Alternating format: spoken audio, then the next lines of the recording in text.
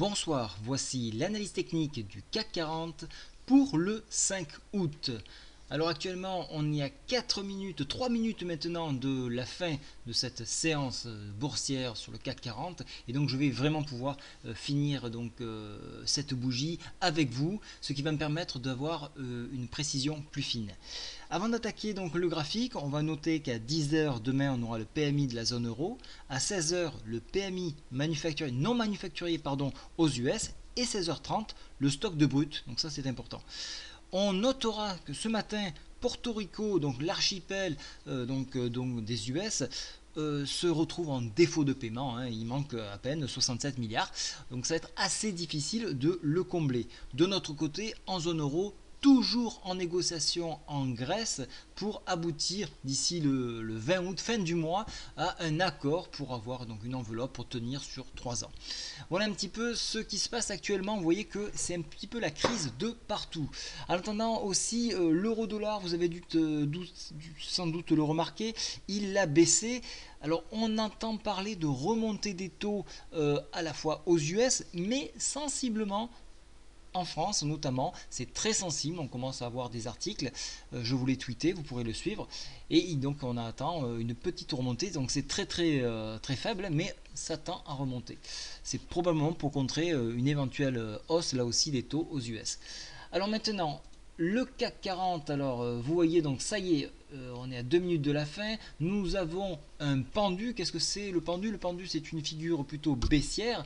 Alors est-ce qu'on arrive en essoufflement de cette hausse, puisque quand même ça fait donc 6 séances, hein, en incluant celle-ci, 6 séances de hausse continue, c'est difficile à tenir, il va falloir une pause. Alors on voit cette longue jambe qui vient s'appuyer sur les 5077, un support donc de poids, hein, il est à la fois à cheval sur les 61,8% de retracement FIBO de cette hauteur ici, plus le support qui en date, hein, des 5077, donc il n'a pas craqué, donc on est venu s'appuyer dessus, on a rebondi.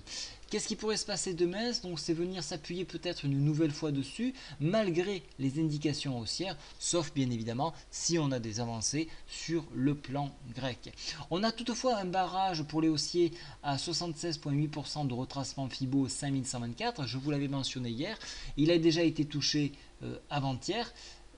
hier, et aujourd'hui on flirte avec, hein, donc en dépassement on pourra rallier un point encore un peu plus haut, toujours en direction de cette médiane, hein, 5164 avec une extension 5180.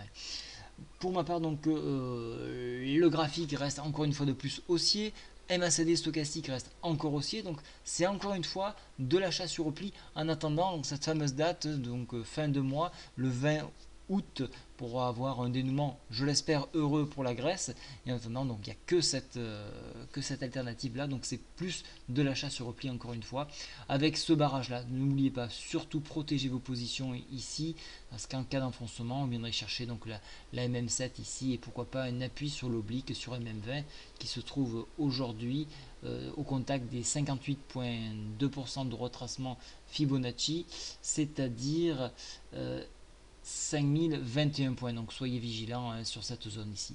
Donc globalement, plutôt un achat sur repli pour demain, en raison donc de cette bougie là, 22h, ça y est, ce pendu là qui donne plutôt un signal baissier, ou du moins un essoufflement, donc une consolidation. Voilà, je vous souhaite à tous une très bonne soirée, au revoir.